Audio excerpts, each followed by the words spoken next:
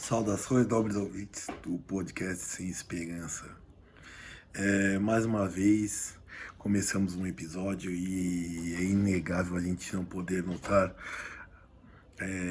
ou melhor, é inenarrável a gente poder relatar a fato da vitória do candidato à presidência americana, Joe Biden.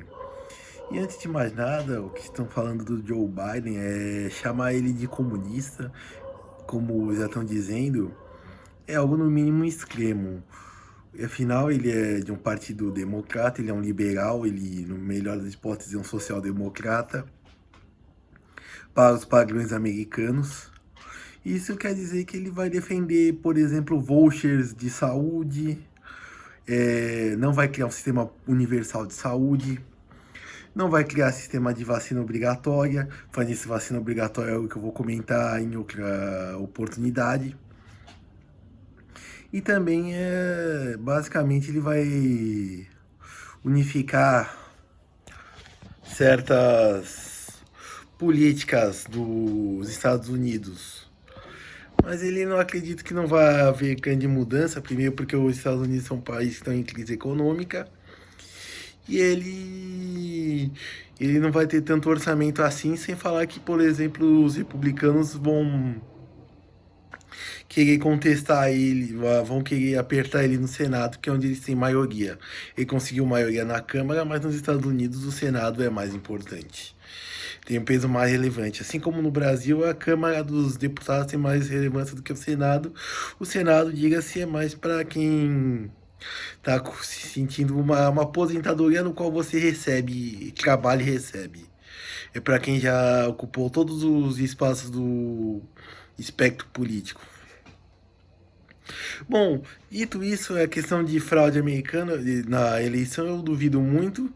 Eu acredito que isso deve ser só uma argumentação para contestar a vitória, porque o sistema em si, apesar dele ter furos, ele não é tão vazado assim. Por exemplo, o sistema ele é feito para ser seguro. Os Estados Unidos eles têm, cada estado toma suas precauções. E o que acontece é o seguinte, também em caso de recontagem, o Biden ele ganhou por 2 estados. O Trump ele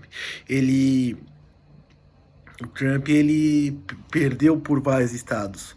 Basicamente ele tem que assumir a derrota e apoiar. Só que como ele não está com apoio do Partido Republicano, que é o partido dele, então no fato ele tem realmente que causar e apontar a fraude para a disputa de eleição e levar isso daí até o fim. Eu também faria isso mesmo se eu não tivesse apoio de ninguém do meu próprio partido, como é o caso dele. Então eu acho que ele está cumprindo o papel dele rigorosamente. Apesar de eu achar que ele está esperando que seja como a eleição do George Bush, que ele judicializou a eleição, teve uma recontagem em um estado e no final acabou se tornando o Al Gore, que é o concorrente, foi só o candidato eleito por 37 dias. Depois foi a Suprema Corte e declarou o George W. Bush presidente.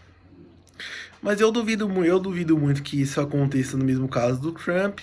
Mesmo assim, eu acho que eu tentaria isso na mesma conjuntura que ele, onde ele não tem apoio do próprio partido.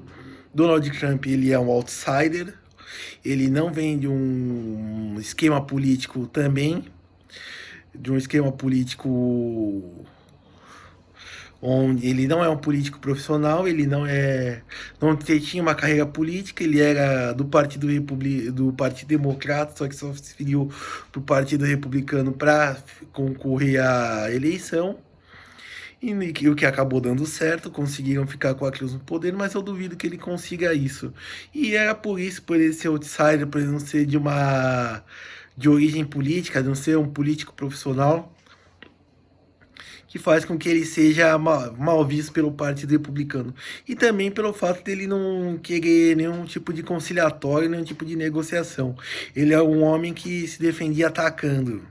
Se defende atacando, melhor dizendo, porque ele vai continuar até as últimas consequências, atacando e indo para cima. Ele nunca tá na defensiva. Ele tá sempre ou na ofensiva ou na contra-ofensiva.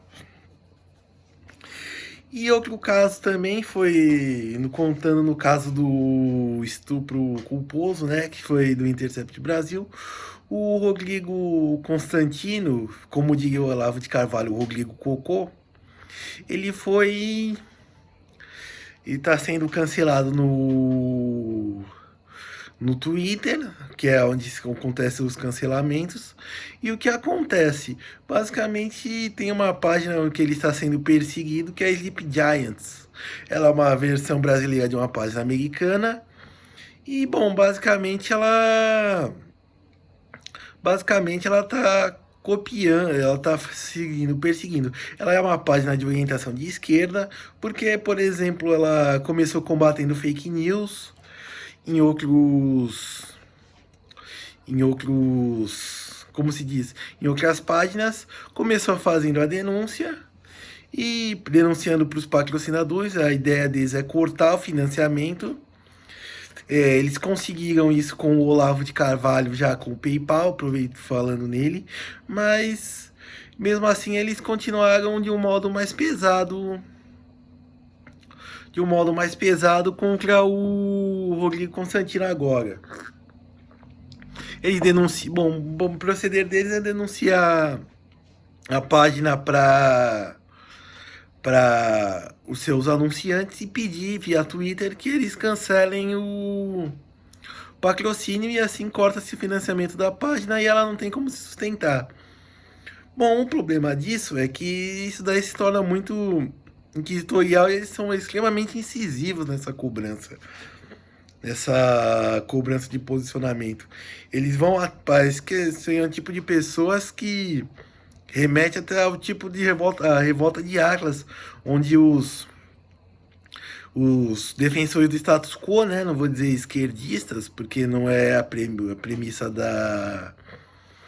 do livro, não tem essa questão de debate direita-esquerda, mas os defensores do status quo, eles querem destruir o outro e é bem o que se vê. Como no caso do Rodrigo Constantino. Ele está sendo perseguido porque ele diz que a filha dele, dependendo da conjuntura, ele não denunciaria o estuprador caso ela fosse violentada bêbada.